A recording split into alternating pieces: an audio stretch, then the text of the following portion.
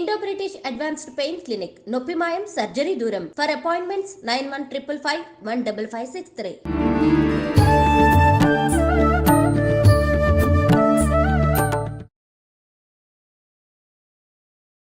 నమస్కారం, welcome to I dream. ధర్మ మార్గం విత్ విజిత కార్యక్రమానికి స్వాగతం.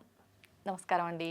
హరి ఓం, హరి ఓం. అంటే భూమిపైన పాపాత్ముల సంఖ్య పెరిగిపోవటం వల్లే ఇప్పుడు వచ్చే కొన్ని రకాల ఇబ్బందులు చూస్తున్నాం. భూ ప్రళయాలు అని చెప్పి, భూకంపాలు అని చెప్పి, కరోనా మహమ్మారి అలాంటివి అన్నీ వస్తున్నాయంటారా? వస్తున్నాయమ్మా. ఎందుకంటే ఎప్పుడైతే మానవ సహజమైనటువంటి పాప ప్రవృత్తి బాగా పెరిగిపోతుందో, మానవుల్లో పాపం అంటే భయం లేకుండా అభీతి, పాప అభీతి పెరిగిపోతూ ఉందో అప్పుడు వీళ్ళు ఇష్టం వచ్చిన పాపాలు చేస్తూ ఉంటారు. అప్పుడు ఉదాహరణకి మన పచ్చని చెట్టు చూస్తే కాల్చేసేయడం, అక్కడ ఏదో ఒక ఫ్యాక్టరీ పెట్టేసుకోవడం, ఇట్లా ప్రపంచం మొత్తం మీద అన్ని దేశాల్లోనూ జరుగుతుంది. ఇట్లా తన స్వంత ప్రకృతిని తనే ధ్వంసం చేస్తున్నారు. అంటే ఒక చెట్టు మొదలుని గొడ్డలతో నడుగుతున్నాను అంటే తను గమనించడు, ఆ గొడ్డలి ఎక్కడైతే వేటు పడుతుందో అక్కడే తన ప్రాణవాయువు అన్న విషయం వాడు గమనించాడు. అట్లా తనను తానే సర్వనాశం చేసుకునే స్థితికి ఈ యొక్క మానవుడు వెళ్ళిపోతున్నాడు. అటువంటి స్థితి జరుగుతోంది. చూద్దాం భగవంతుడు మరి. ముగింపు అంటే కలియుగ అంతమేనా? ఇంకా కలియుగ అంతము అంటే ఇప్పుడు చాలా మంది చాలా సంవత్సరాల క్రితం 2012లో పెద్ద హాలీవుడ్ మూవీ కూడా వచ్చింది. 2012లో 3వ నెలలో 2వ నెలలోనో ప్రపంచం అంతమైపోతుంది అది ఇది అని. ఆ తర్వాత కూడా చాలా వచ్చే కాన్సెప్ట్స్. కానీ ఈ ప్రపంచం ఇంకా అంతం కావాలి అంటే 5000 సంవత్సరాల సమయం ఉందమ్మా. 5000 సంవత్సరాల తర్వాత కానీ ఇది అంతం కాదు. 5000 సంవత్సరాల తర్వాత కూడా కాదు, 5000 సంవత్సరాల తర్వాత ఒక డేట్ నిర్ణయించబడుతుంది భగవంతుడి చేతుల మీదుగా. ఈ లోపు ఎవడు మీ దగ్గరికి వచ్చినా, ఎవడు ప్రపంచం నాశనం అవుతుందని చెప్పినా మీరు నమ్మవద్దు. ఈ సోకాలు జ్యోతిష్యులు ఏదో ఇప్పుడు ప్రపంచం అంతమవుతుంది, ఎందుకు ఈ వచ్చే ఎలక్షన్స్లో కేసీఆర్ గారే గెలుస్తారని అంత దుర్మార్గంగా పోయిన ఎలక్షన్స్లో వీళ్ళందరూ ఎంత దుర్మార్గంగా చెప్పారో మనకు తెలిసిన విషయమే. వీళ్ళు ఏం చేస్తారంటారమ్మా, ప్రజల నాడు కోసం చూస్తారు. ప్రజలు ఏమనుకుంటున్నారు, ఎవరికి ఓటేద్దాం అనుకుంటారు అన్న విషయాన్ని వీళ్ళు విని ఆ విధానంగా వీళ్ళు జ్యోతిష్యం చెప్తారమ్మా.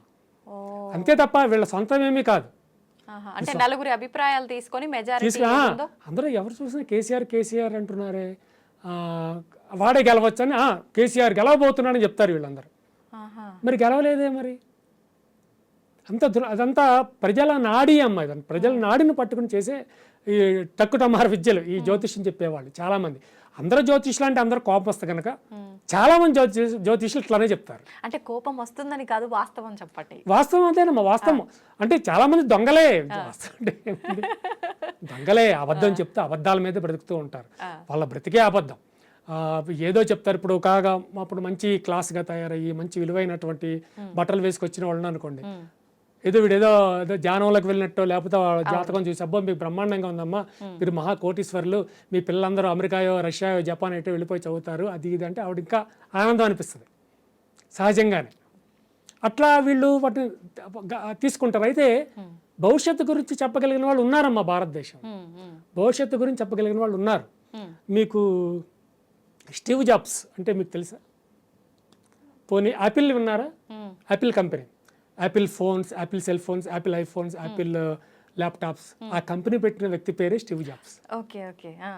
అతను మన భారతదేశంలో, హీజ్ అన్ అమెరికన్. మన భారతదేశంలో తనకి 22వ సంవత్సరం వయసు ఉన్నప్పుడు 2 సంవత్సరాలు కాశీలో ఉన్నాడు. 2 years ఉన్నాడు. ఆ తర్వాత అతను అమెరికా వెళ్ళిపోయాడు. ఆ తర్వాత కొద్ది కాలానికి యాపిల్ అనే కంపెనీ పెట్టాడు. స్టీవ్ జాబ్స్ పేరు మంచి స్థాయికి వెళ్ళింది. మంచి తర్వాత తనకు ఒకసారి క్యాన్సర్ వచ్చింది. తర్వాత క్యాన్సర్ తగ్గింది, మళ్ళీ క్యాన్సర్ వచ్చి ఆయన పాప వెళ్ళిపోయాడు, చనిపోయాడు ఆయన. అయితే అతను ఒక గ్రంథం, మన ఆత్మకథ రాశాడు, ఆటోబయోగ్రఫీ రాసి మరి మన భారతదేశంలో తన బాగా యువకుడిగా యంగ్గా 22 సంవత్సరాల వయసులో 2 సంవత్సరాలు ఉన్నాడు కదా. మన దేశం గురించి ఒక 4-5 ముక్కలు రాయలే. ఒక్క ముక్కే రాశాడు అంతే. ఒక్క ముక్కే రాశాడు, ఇంకేం రాయలా. I don't know what is that. ఈ భారతీయులు పుట్టుకతోనే మహాజ్ఞానులు అని రాశాడమ్మ. పుట్టుకతోనే మహాజ్ఞానులు భారతీయులు అని రాశాడు అంతే, ఇంకేం రాయలేదు మళ్ళీ. అది చాలు కదమ్మా. అయితే ఆ తర్వాత అతను మన ఇండియా వచ్చాడు. కారులో వస్తున్నప్పుడు ఆ కాశీ పరిసర ప్రాంతం, కాశీ లోపలికి రాలేదు ఇంకా, ఈయనకి అక్కడ స్వామీజీలు అన్నీ అలవాడితే వాళ్ళకి ప్రసాదాలు తిని బతికాడు. అతను ప్రసాదాలు తిని బతికాడు. కనుక ఈ స్వామీజీలన్నా మాలాంటి సన్యాసులను ఆయనకి గౌరవం. ఆయనకి ఎదురుగా ఒక స్వామీజీ వస్తున్నాడు. నేను వెంటనే కారాపించి గబగబా వెళ్ళి నమస్కారం స్వామీజీ అని, కొంచెం హిందీ కొంచెం వచ్చు, నమస్కారం స్వామీజీ అని. అతను కళ్యాణం వస్తూ అంటే నీకు శుభం కలుగును గాక అని తను ఆశీర్వదించాడు. కానీ స్టీవ్ జాబ్కి అరే ఏమైనా ప్రసాదం ఉంటే బాగుండేది. కారులోకి వచ్చాడు.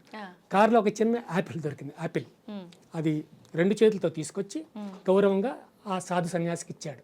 అతను ఆ యాపిల్ తీసుకుని నమస్కారం చేసి కొంచెం కొరికి ప్రసాదంగా ఆయనకి ఇచ్చేశాడు. ఏదైతే ఒక యాపిల్ని కొరికి ప్రసాదంగా స్టీవ్ జాబ్స్కి ఇచ్చాడో అదే యాపిల్ కంపెనీ అమలం అయిపోయింది. ఈ రహస్యం చాలా మందికి తెలియదు. యాపిల్ కంపెనీ అమలంగా పెట్టాడు, బాగానే ఉంది, సగం ఎందుకు కొరకబడిందని అనుమానం వచ్చి, కానీ ఈ విషయం తెలియదు చాలా మందికి. ఈ ఒక భారతీయ సన్యాసి కొరికి ప్రసాదంగా తిరిగి ఇవ్వడం వల్ల ఇక ఇదే అప్పుడే అతనికి ఆలోచన ఉంది, నేను కంపెనీ పెట్టాలి అని. యాపిల్ అనే కంపెనీ పేరుంది కానీ ఎలా పెట్టాలన్నది లేదు. ఆ ఆమ్లం ఎట్లా తయారు చేయాలి. ఇప్పుడు మన భారతీయ సాధువు ఇచ్చినటువంటి ఆలోచన, కొరికి పెట్టవయ్యా, కొరికినట్టుగా పెట్టవయ్యా. ఈ రహస్యం చాలా మందికి తెలియదు. అదమ్మా ఈ యొక్క భారతీయ వ్యవస్థ గురించి, ఈ భారతీయ సనాతన ధర్మం గురించి తెలియక ఎవరో ఏదో ఆశ పెట్టారని పరాయ ధర్మానికి వెళ్ళిపోవడం, ఎవరినో నిజమైన దేవుడని భావించారు. అసలు సత్యవంతమైన దేవుడు ఇక్కడ ఉన్నాడు వదిలిపెట్టేసి ఇంకా ఎవరినో సత్యవంతమైన దేవుడని వెళ్ళిపోవడం, ఈ యొక్క పవిత్రమైనటువంటి సనాతన ధర్మాన్ని వదిలిపెట్టుకోవడం, అంతా అదొక వ్యవస్థగా, అదొక దుర్మార్గంగా అలా జరిగిపోతుంది. అయితే ఇప్పుడు వేదాలు అంటుంటాం, శాస్త్రాలు అంటుంటాం, పురాణాలు అంటుంటాం, ఇవన్నీ సనాతన ధర్మంలోనే ఒక భాగాలా, లేదంటే వేదం వేరు సనాతన ధర్మం వేరా? అసలు వేదం అంటే ఏంటండి? సనాతన ధర్మం ఉద్భవించింది వేదంలో నుంచి అమ్మ. వేదంలోంచే సనాతన ధర్మం. ఈ వేదం అనేది భగవంతుడి కన్నా ముందే ఉద్భవించింది. కనుకనే సనాతన ధర్మము వేదము తర్వాత ఉద్భవించినవాడు భగవంతుడు అని చెప్పాలి మనం.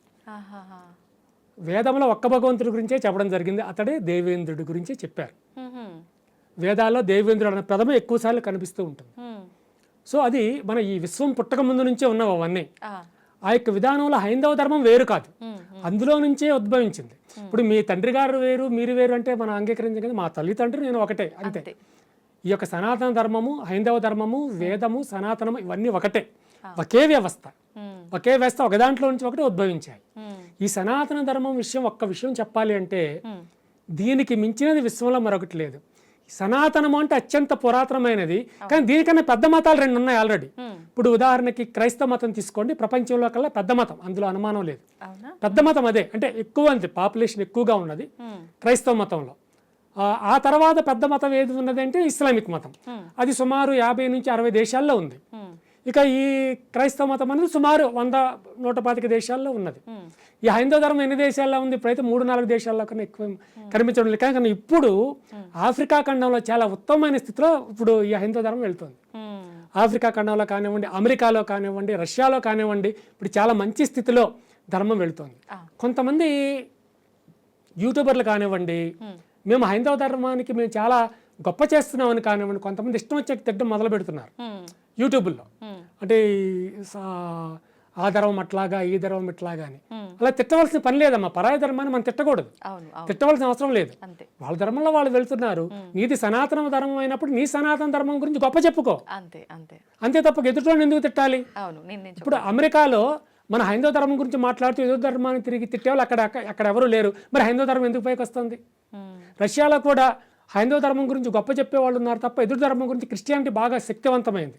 రష్యాలో చాలా శక్తివంతమైంది క్రిస్టియన్ ధర్మం.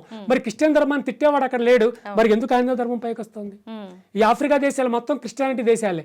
మరి ఘనా లాంటి దేశాల్లో ఇప్పుడు హైందవ ధర్మం ఎక్కువగా వస్తుంది. అక్కడ హైందవ ధర్మాన్ని పొగిడేవాళ్లే తప్ప ఎదుటి మతాన్ని తిట్టేవాడు లేడే, మరి ఎందుకు పైకి వస్తుంది హైందవ ధర్మం? కానీ నువ్వు హైందవ ధర్మాన్ని, ఎదుటి ధర్మాలు ఇక్కడ తిడుతున్నావు, మరి అవే ఎక్కువ పైకి వస్తున్నాయి. నీ ధర్మం ఎందుకు తగ్గుతుంది ఇక్కడ? అంటే నీవు చేసేదంతా కేవలం పబ్లిసిటీ కోసం అన్నమాట. ఆ పబ్లిసిటీ కోసం అన్నది పక్కన పెట్టేస్తే నీవు నీ స్వధర్మం ఎంత గొప్పదో, నీ సనాతన ధర్మం ఎంత పవిత్రమైనదో నువ్వు ఎంతకాలం చెప్పుకుంటావో అంతకాలము నీ ధర్మం ఉద్ధరింపుగానే ఉంటుంది. నీ ధర్మం ఎప్పుడు పడిపోదు, అది శాశ్వతమైనది. ఎప్పటికైనా ఈ ప్రపంచానికి ఆవశ్యకమైనది హైందవ ధర్మమే, హైందవ సనాతన ధర్మమే. నిజంగా మన సనాతన ధర్మం చాలా గొప్పది, వేదాలు చాలా గొప్పవి. అంటే సనాతన ధర్మం కన్నా ముందు నుంచి ఉన్నాయే వేదాలు, వేదాల నుంచే సనాతన ధర్మం వచ్చింది. ఓకే, నిజంగా ఈ విషయం చాలా మందికి ఇంకొక విషయం, ఆ, వేదాల గురించి మీరు అన్నారు కనుక, అవును. వేదాలలో ఒక చిన్న విషయం దగ్గర నుంచి అతి ఉత్తమమైన విషయం కూడా చెప్పబడింది. ఉదాహరణకి మీరు పళ్ళు ఎలా తోముకోవాలి, ఏ వైపు ముఖం పెట్టి తోమాలన్నది కూడా వేదంలో ఉంది. అవన్నీ అలాగే ఆ గోవుకి పాలు ఎలా పిండాలి, గోవు ముఖాన్ని ఏ వైపు పెట్టి పాలు పిండాలన్న చిన్న విషయం గురించి కూడా వేదంలో ఉంది. ఆ, అంటే మన నిత్య జీవితంలో ఏ రకంగా ఉండాలి, లేచిన దగ్గర నుంచి పడుకునే వరకు ప్రతి క్లియర్ గా ఒక్కటి వేదం వల్ల ఇట్స్ తెలుస్తుంది. Clear, okay. It's clear in Vedas. చాలా క్లియర్ గా ఉంది వేదం. గురువు నువ్వు ఎలా గౌరవించాలి, నీ తల్లిదండ్రులు ఎట్లా గౌరవించాలి, భగవంతుడికి ఎట్లా గౌరవం చేయాలి, అని చాలా క్లియర్ గా ఉందమ్మా. మనం ఎవరి దగ్గర నుంచో నేర్చుకోవాల్సిన అవసరం లేదు, మన వేదంలోనే ఉంది. అయితే అవన్నీ ఆ వేదాలను అందరూ చదివే అవకాశం ఉండదు. కనుకనే భగవానుడు ఈ యొక్క భగవద్గీతను ప్రపంచానికి ఇచ్చేశాడు. ఓ, గీత చదివితే మనకు వేదం అంతా వేదాలు చదివినట్లే. తెలిసిపోయినట్టే. వేదాలలో ఉన్నటువంటి మెయిన్ కాంటెంట్ అంతా భగవద్గీతలో ఉంది. భగవద్గీతను మనం ఫాలో అయితే వేదాన్ని ఫాలో అయినట్లే. Okay, okay. నిజంగా చాలా మంచి విషయాలు తెలియజేశారండి. వేదాలలో ఇంత మంచి విషయాలు ఉన్నాయి, అవి భగవద్గీత రూపంలో మనకు తెలియజేశారన్నారు. కానీ ప్రత్యేకించి వేదాల గురించే మీ మాటల ద్వారా మరొక మంచి ఎపిసోడ్లో మాట్లాడుకుందాం. ఇప్పటి వరకు ఇంత మంచి విషయాలు మాకు తెలియజేసినందుకు ధన్యవాదాలండి. శుభం శుభం భూయాత్.